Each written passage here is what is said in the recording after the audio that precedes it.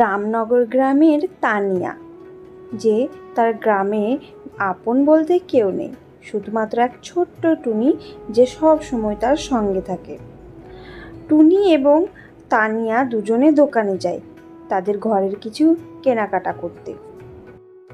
সেখানে রিতেশ নামের এক ছেলে তাকে দেখে প্রথম দেখায় ভালোবাসা হয়ে যায়। তারপর রিতেশ তার সঙ্গে কথা বলে, তাদের কথাবার্তা বলে দুজন দুজনকে ভালোবেসে ফেলে। টুনিও তাতে একমত দেয়। তারপর রিতেশ হঠাৎ তানিয়াকে বিয়ে করে বাড়ি আনে। রিতেশের মা তো একদম রেগে যায়, তার তানিয়াকে একটুও পছন্দ হয় না, তাই ঠিক করে তানিয়াকে এখান থেকে সরিয়ে দেবে। রিতেশের কাজের জন্য তাকে 2 মাসের জন্য কলকাতা যেতে হবে। আচ্ছা শোনো মা, তানিয়া, তোমরা দুজন কিন্তু মিলেমিশে থাকবে, ঠিক আছে মা? আমি 2 মাস পর আসবো, আমার কিছু অফিসের কাজ পড়ে গেছে। হ্যাঁ গো, তুমি 2 মাস পর আসবে? কেন গো, এমন কি কাজ হলো? এই মুহূর্তে এই সময় তুমি আমাকে একা রেখে যাচ্ছ কেন গো? এমন কেন করছো? বাবা, বৌমার কথা বাদ দে তো, তুই যা যা, ভালোভাবে মন দিয়ে কাজ কর আর টাকা ইনকাম কর, ঠিক আছে বাবা? কোনো মন খারাপ করিস না। এ কথা বলে রিতেশ চলে যায় তার অফিসের উদ্দেশ্যে। বেচারা তানিয়া ঘরে ঝাড়ু দিতে দিতে হঠাৎ তার শাশুড়ি মা এসে তাকে পিছন দিকে ছুরি দিয়ে আঘাত করে। সে একদম মাটিতে পড়ে মারা যায়। তানিয়ার শাশুড়ি তাকে সেখানেই ঘরের ভেতর মাটি কুড়ে পুঁতে দেয়। শয়তান মেয়ে, তুই আমার ঘরের বউ হবি? লে, এবার মর, তুই মর, তুই মর। তারপর সেখানেই তাকে পুঁতে দিয়ে সে ঘরে যায়। আর এদিকে তানিয়ার ছেলে এতই কান্নাকাটি করে, সে কান্নাকাটি ভেঙে পড়ে। খাওয়ার জন্য খিদেই যেন সে কান্নায় ভেঙে যায়। তারপর সেখানে রিতেশের মা আসে আর ছেলেটার কান্না শুনে তাকে রেগে এবং তাকে খুব মারে। তাকে এতটাই মারে সে আরও চিৎকার করে কাঁদে।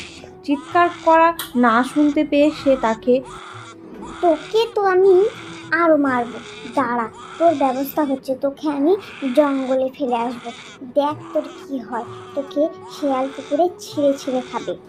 রিতেশের মা রিতেশের ছেলেকে কোলে করে নিয়ে গিয়ে জঙ্গলে ফেলে দিয়ে আসে।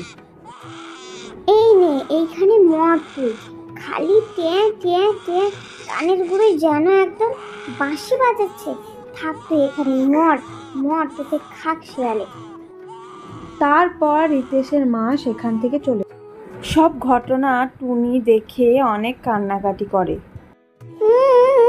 তানিয়া দিদি, তানিয়া দিদি, তুমি কোথায় গেছো? তোমার ছেলে যে এভাবে কান্নাকাটি করছে। তানিয়া দিদি, তানিয়া দিদি, তোমার কি হলো? তারপর সেখানে তানিয়ার আত্মা ডাইনি চলে আসে আর বলে, কাঁদিস না টুনি, কাঁদিস না, আমি চলে এসেছি। আমার ছেলেকে যেমন কাঁদিয়েছে আমি সব দেখেছি, তুই চিন্তা করিস না, এর শাস্তি আমি সব দেব।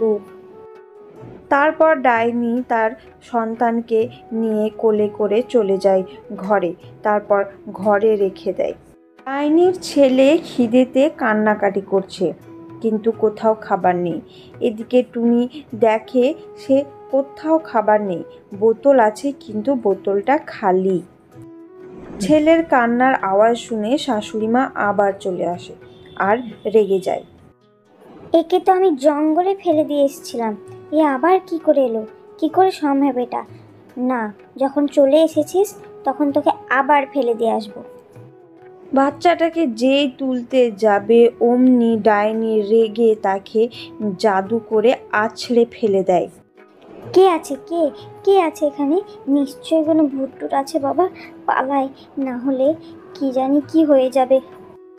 তুই পালাবি, তোকে আমি মেরে দেব, দেখ তোর কি হয়। ডাইনি তাকে মারতেই যাবে, সেখানেই শিলা নামে এক মেয়ে চলে আসে, যার সঙ্গে রিতেশের মা রিতেশের বিয়ে ঠিক করে। হেই আন্টি, কি হয়েছে? তুমি এত ভয় আছো কেন? কিছু হয়েছে? কোনো প্রবলেম হয়েছে তো বলো আমাকে। শিলা মা, তুমি কোনো চিন্তা করো না মা, এখানে কোনো প্রবলেম নেই মা আমার। তুমি কখন এলে? একথা দাঁড়িয়ে দাঁড়িয়ে সব শুনছিল ডাইনি, আর শিলাকে সব বলে দেয় তার শাশুড়ি মা। তারপর দুজনে প্ল্যান করে যে তার বাচ্চাকে মেরে ফেলবে। দুজনে এই প্ল্যান করেই বাচ্চাটাকে যেই মারতে আসবে, তোদের এত বড় সাহস, তুই আমার বাচ্চাকে মারবি? দাঁড়া তুই, এই নে। তাদেরকে জাদু করে লাঠিতে করে খুব মারে। এমন মারে তারা ভয়ে দৌড়িয়ে পালায়। দৌড়তে দৌড়তে তাদের সঙ্গে রিতেশের দেখা হয়। আরে আরে, থামো থামো থামো। মা, শিলা, তোমরা কোথায় যাচ্ছ? কি হলো, এভাবে দৌড়াচ্ছ কেন? ভূত, ভূত তোমাদের ঘরে না ভূত আছে, আমি বাবা যাই। রিতেশ তাদের কথাগুলো শুনে সে ঘরে যায়। এদিকে বেচারা তানিয়া ডাইনি কিভাবে তার স্বামীকে সত্য ঘটনা বলবে সেটা কিছুই বুঝতে পারে না, আর কান্নাকাটি করে আল্লাহর কাছে দোয়া চায়। হে আল্লাহ, তুমি আমার সাহায্য করো, আমি কিভাবে আমার স্বামীকে সব সত্য ঘটনা বলবো? তারপর ডাইনিকে কিছু ঘন্টার জন্য একটা বর দেওয়া হলো, তাকে কিছু ঘন্টার জন্য তার স্বামী দেখতে পাবে। তারপর ডাইনি সব ঘটনা তার স্বামীকে বলে, তার শাশুড়িও সব স্বীকার করে। পুলিশ এসে খুনের অপরাধে তাকে ধরে নিয়ে যায়। আমাকে ক্ষমা করে দাও তানিয়া, আমার জন্য তোমার সুখী জীবনটা এমনভাবে নষ্ট হলো। তোমাকে আমি বাঁচাতে পারলাম না। এই বলে তানিয়া হাসতে হাসতে যেন তার আত্মার শান্তি পেয়ে যায়। এই ছোট বন্ধুরা, তোমরা কি চাও তোমাদের নাম দিয়ে কার্টুন স্টোরি বানাই? তাহলে এক্ষুনি আমাদেরকে কমেন্ট করে তোমার নাম আর তোমার গ্রামের নাম আমাদেরকে বলে যাও। আর হ্যাঁ, চ্যানেলটা কিন্তু সাবস্ক্রাইব করো, যাতে তোমাদের নাম দিয়ে স্টোরিটা সবার আগে দেখার জন্য। দেখা হচ্ছে নেক্সট ভিডিওতে।